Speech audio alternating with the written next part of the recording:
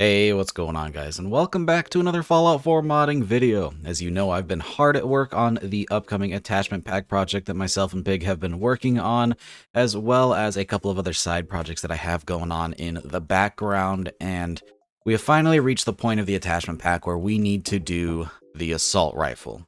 Yes, this god-awful thing. And you know very well that I despise this weapon and that my alternative to the assault rifle was to completely remake it in the form of the MG69 mod. But in terms of the attachment pack, I have a really weird goal, and that's kind of why you haven't seen a ton of updates on the attachment pack in a while. I have to somehow make this weapon have cool, good-looking attachments that not only work for the vanilla assault rifle, but also for the MG69, which has been a process. And you can expect that that's pretty difficult there. So I've taken the time not only to make new attachments, but also to sort of start working on a remesh of the MG69 to make it a little bit different so that it better suits some of these attachments and helps to further compatibility between the two projects. So here is what we have so far. If we take off the original design, here is some of the stuff that I've come up with to try to reduce the size. We have a brand new receiver, which may be taking the form of the new MG69, which has some more detail and some more features that the last one just didn't have, including a working charging handle for the new reanimation mod. This is one of the new barrels that will be going into the attachment pack, which has a nice little heat shield and is just an overall smaller profile than any of the vanilla stuff. And we've also got some cool new stocks and grips and fun stuff that will make its way into the attachment pack. So I think there's a good bit to be excited for. I think I may actually have something that'll help make the assault rifle look a bit better. But I've also created another thing, which kind of inspires the title of this video. When trying to come up with new alternative iron sights, because let's face it, the vanilla one is just garbage. I mean, the back is okay, but I don't know if you knew this. It's transparent on the other side, and that's just a vanilla thing. Like, that's not me, that's not a mod. That's just what Bethesda did, and I don't think anybody really knows why. But I ended up coming up with some alternate iron sight designs, and I came up with a very, very polarizing option. Some people are going to love this, and some people are going to absolutely despise this. So, without further ado, here we have, well, this. We have the carry handle and the gas block, or the front sight block, from an M4, AR-15, M16, you know, you get the idea. So, yeah. And it definitely works. It's a serviceable little iron sight. It works, but the question is, do you like it? And my responses have been very mixed. Some people absolutely hate this, and some people absolutely love it. And it depends on which boat you're in. It seems to be that people who really like the Fallout aesthetic of weapons, who like the goofy, lore-friendly 80s era stuff, tend to like this, whereas people who prefer more of the modern tactical or the just gun nuts in general seem to hate this, which is totally understandable. But the point of today's video is not to debate whether or not this is a good design, because I think we can all agree at the very least that this is better than the vanilla option. The point of today's video is I'm actually going to put this thing in game and make you suffer through the entire process. So you get to see me not only turn this into a workable NIF, but also texture it and get it into the game. You'll remember that we do have a little series of me teaching you guys how to actually implement weapon mods, and we stopped right around model implementation, I believe. I don't think we moved on to texturing yet, and I know that's kind of my fault. I need to go and finish that up, but this will kind of give you a taste of the entire process in one nice, concise video. So stay tuned and have fun, because by the end of this video, we're going to have this front sight and this rear sight in the game. You're welcome.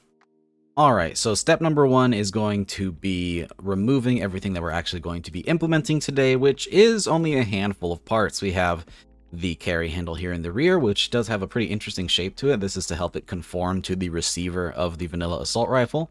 We have the barrel itself, which is actually made out of two existing vanilla parts, the combat rifle barrel and the lower end of the combat rifle barrel. And we also have these heat shields here, which were torn right off of the Gauss rifle, and I think they work perfect as a machine gun heat shield, so I have no problem reusing that asset whatsoever. Another thing that we have is the front sight post, which is custom, and then also this little bit at the back here, which I have named the thing and the objects on the side over there, because it doesn't, I don't know, purpose this actually serves. It's more of a space filler for all of my barrels, so this is an important piece, but it will be an asset that's reused a lot, so at least it'll get its money's worth.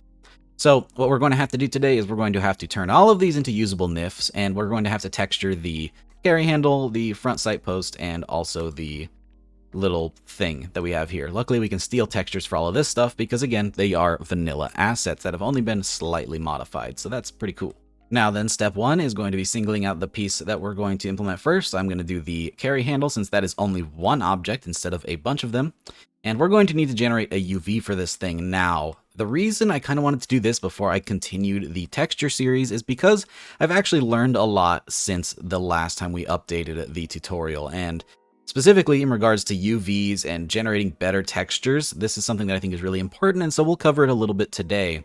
We need to generate a nice UV, and for those who are unaware, the UV is where you actually tell the textures to go, because textures can only be applied as 2D images onto a 3D surface, and so they need polys to actually generate on, and if we turn this into edit mode...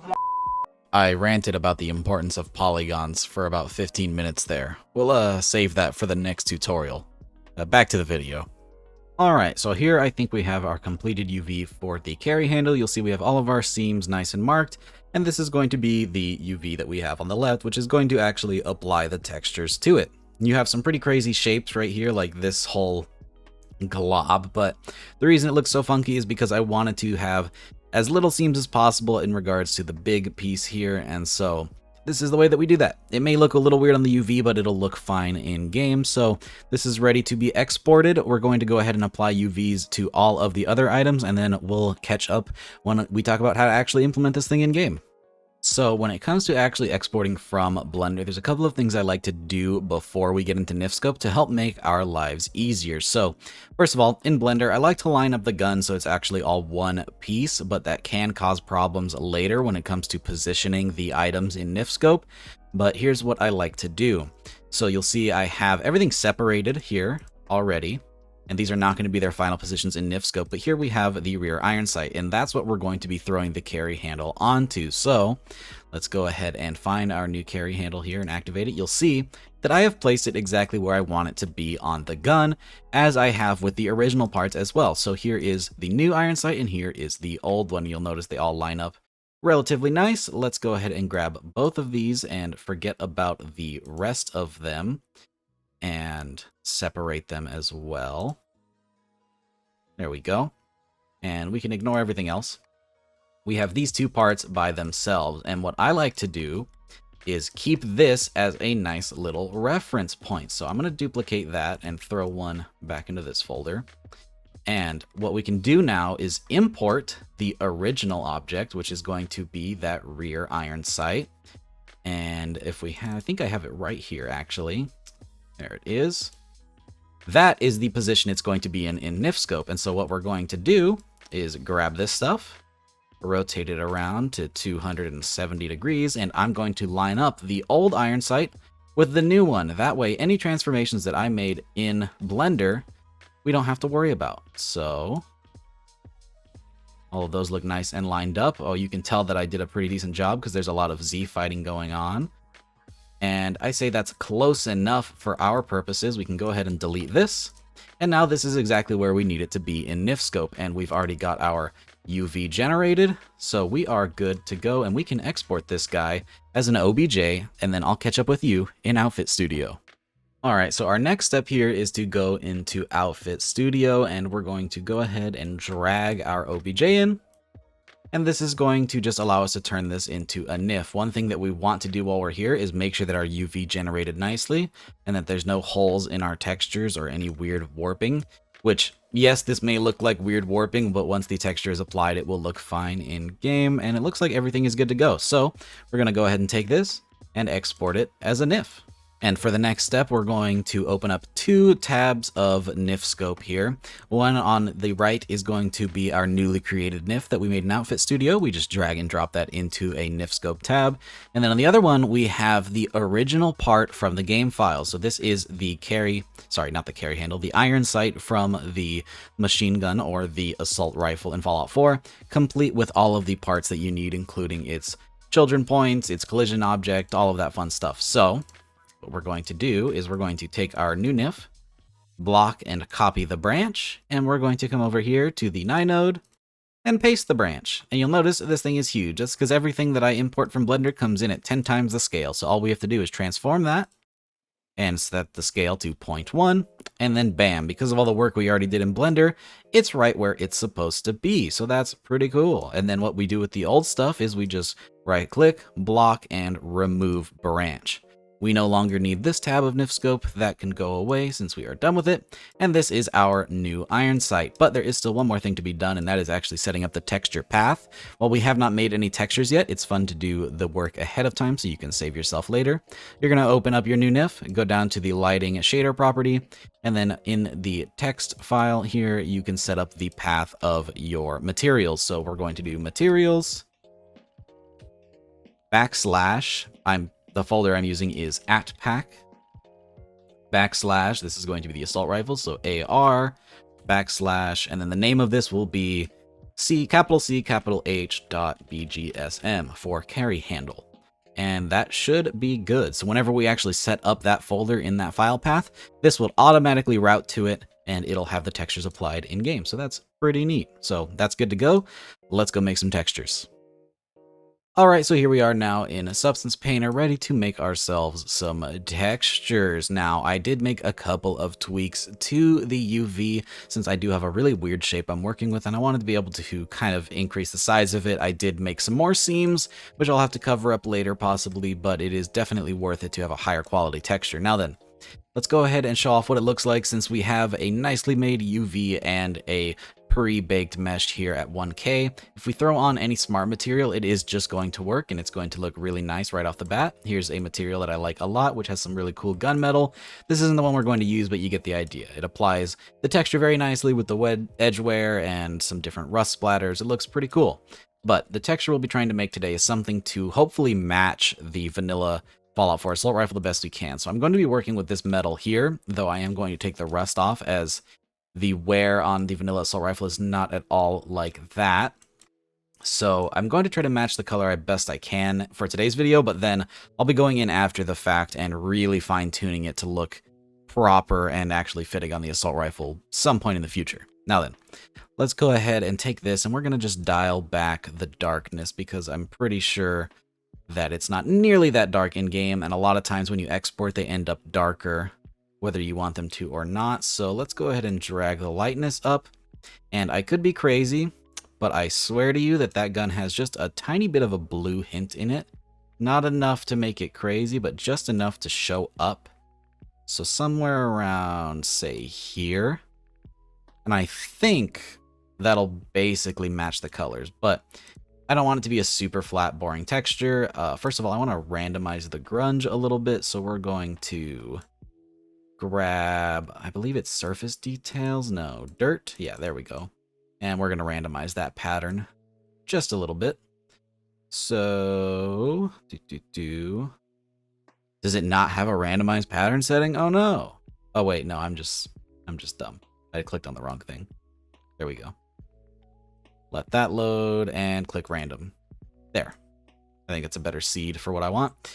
And let's add a couple more layers. So, taking that old gunmetal that I have, that's a bit too shiny. Let's take what we had before with the darker metal and take off that rust splatter yet again. And we're going to add a mask to this one and make it only appear on the things we want it to appear on. And that's going to be, oh, we can actually just do it from here. The iron sight. And that's going to include a little ring around it, if we can find that on the UV. I believe that's, oh, it's not this, but that is something we'll be using anyways. Where is it? Surely it's got to be one of these. Oh, that's the inner ring there, and then here's the outer ring. Perfect. So that's the iron sight grab, so it'll be a slightly darker metal, but we'll tweak that a little bit more in a second. And I also want to grab the knob. So heading back to our little color picker here, or not color picker, but the little selector tool, and we're going to grab all of that. Perfect. So now these are separate colors, and I do want to lighten them up a little bit, but I do want them to be a different color from the base color. So Let's get, I'd say right around there is the sweet spot. A little lighter, right there. A lot more neutral of a tone than the slightly bluish texture we have on everything else. That's just going to be a little nice and contrasty. And then the last thing we're going to do is I want to add a little bit of detail to the knob here. So we're going to grab, what was it? I think it was this band right here. No, it wasn't. It was this one. And we're going to add another fill layer. Oops, not there though. Add another fill layer, turn off everything except for texture, by which I mean like the normal maps and the height maps. And we're going to set it to, I believe it's stripes. And grab that. We can change the pattern so that it is shifted all the way over to whatever pattern it is we want here. I got to actually figure out what that is. I think it's that. And then we increase the number of stripes heavily. There we go. Huh. 1 second. There we go. I was using the wrong dial. Okay, so we have these nice little stripies. I'm going to increase the density of said stripes to about there. And then in the same way, we're going to add a black mask, get our little selector here, and just grab these. And now we have some nice texture on the knob. Cool. All right. And that's a good enough texture for the purposes of this video, since we are running a little bit long as it is. Let's go ahead and export this into our DDS files, and then we'll turn it into a material. All right, now that we have the textures and the BGSM files all made up, I'm going to go ahead and make this thing in the creation kit. This is how we actually put the gun, or the attachment in this case, into the game. So we're going to grab something from the vanilla game on the assault rifle. Specifically, we're going to look for the MISC mod for the iron sights. There it is there. And we're going to make our own version. So since we are making an attachment pack, we're going to keep most of this the same. And we're going to make it the carry handle instead of the iron sights, and we'll call it the carry handle instead of the iron sights. Pretty simple stuff. All you got to do is rename things, especially when you're doing this. Now, the important thing to look at here is the value, as this is going to determine where it's placed in the crafting station. So the value of the standard iron sight is 33. I want mine to appear right after that, so I'm going to set it to 34 and hope that it appears over anything else in there, which it should, because carry handle starts with C, and everything else is probably going to be a reflex sight next, if I had to guess. So it should be fine. So we're going to go ahead and click OK. And create new form, and now we have our MISC mod. So now we need to set up the actual mod to route that to. So let's go and find the iron sight attachment itself. There it is. Give that a second to load up, and just like before, we're going to rename the ID of it. And here as well, that'll be the name of the item itself. We need to change out the mesh for the mesh that we have created. So we go into the attachment pack, the assault rifle, and there's the carry handle, and ta-da! There it is. Funny story, I forgot to update the NIF, so the textures look goofy. That's my fault. It'll look fine in-game, so whoops. But that's alright. We know that it works. That's all that matters. For description, I don't really have anything come up with yet. It's going to function identically to the vanilla iron sights. It's just going to add an improved sight picture, so we'll just put standard carry handle improved sight picture. And that may be edited by the time of final release. We're going to make sure that it routes to the correct thing, which is going to be the carry handle. And as for stats, we're going to leave everything the same. It has iron sights, and that's really all there is to it. Maybe we'll increase the value just a teensy bit, because it is better than the vanilla one. And with that, that is a new attachment. We're going to go ahead and click OK. And once that's done, we need to actually make it craftable in-game. So we need to make the co-mod. So let's go find a vanilla version. And there it is. This one takes a second to load up, so we'll just give it a second there. Longer than the rest for whatever reason. Not sure why. It seems to be one of the simpler pages. Oh, it's taken forever this time. I think it's because I'm recording. There's the window there. And just like before, we're going to edit the ID. We're going to map it to our newly added mod. And let's increase the amount of steel required from 2 to 4, since there's a lot more steel involved. Doesn't really need adhesives, so let's make that, let's say screws. I think it would need like 1 screw. So, bam. Cool. And I don't think this one's going to require any perks since it is just an iron sight. Let's go ahead and click OK. And then it is in the game. So just like that, I'm going to go ahead and save this ESP. I'm going to go fix that NIF, which I forgot to do off screen, and then we'll head in game and see if it worked. All right, here we are in game. Let's go ahead and see if what we did actually worked.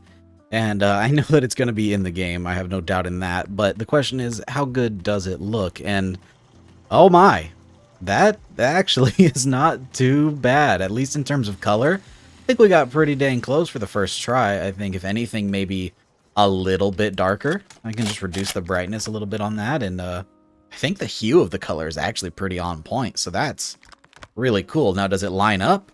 And oh yes, oh yes, it does. I was a little unsure in Blender, but now that we have it here in game, I gotta say this looks pretty dang cool. How does it look when it fires?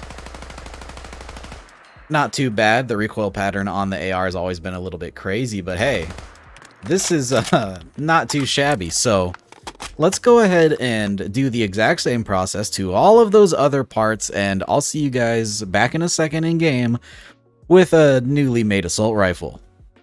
Alright, and we are back in game for the final time. I spent far too long getting the last pieces in game and also getting the textures on the rear sight here to actually match the gun a bit better. But let's go ahead and see how they came out. I spent way too much time texturing. Let's see how the barrel is with the newly added covered barrel here. It has those cool Gauss parts and the front sight block. I think that ended up pretty dang cool. And I also threw in a stock to pair with this thing just so we have a totally new looking weapon. There's the tactical stock using the coolest piece of the combat rifle stocks with the newly added grip design by J. Cruz from his 5.56 collection. Altogether, that makes for a much better profile, at least in my opinion, for the assault rifle. Compare this with the redux of the MG69 to redo the receiver, and you'll have an even smaller design that I think will be pretty dang cool. Let's check this out in game, or in first person rather. And yeah, let's see if the sights line up. They definitely do. A bit small, but that's just because of how far the front sight is from the rear. It's not too terrible. It's definitely serviceable. And I think this ended up looking pretty dang snazzy. Let's actually check this out in the camera mode here. And oh yeah, that looks pretty dang cool. I wasn't sure about the carry handle at first, but seeing it in game, I kind of like it, and it seems that everybody on Discord does too. This is ridiculously goofy, but god, it's just kind of sweet, and definitely better than the vanilla Fallout 4 assault rifle, at least in my opinion. But yeah, that's something we did today. A bit of a different video. It wasn't exactly a tutorial, I know, but I just wanted to show you guys my process of what it takes to add a new attachment into the attachment pack and sort of my design methodology, and I just wanted to show off this really goofy new part because oh my, it sure is goofy. Thanks for watching, guys. I hope you enjoyed this. I know you guys said you wanted more behind the scenes kind of stuff, so I wanted to try out something new. If you enjoyed this, be sure to let me know down in the comments, and be sure to leave a rating as well. Consider subscribing if you haven't already for more Fallout modding videos, and a big shout out to all of my patrons for supporting every single one of these. A very special thank you, as always, to Captain Chaos, Helljumper, Indecisive Wolf, Jackie Noid, Timmy76, Cushy, Moonlit Gamer, Feed, and Youth RC for joining that Tier 3 Patreon membership. You guys are awesome. And with that, I hope to see you guys in the next video. Peace!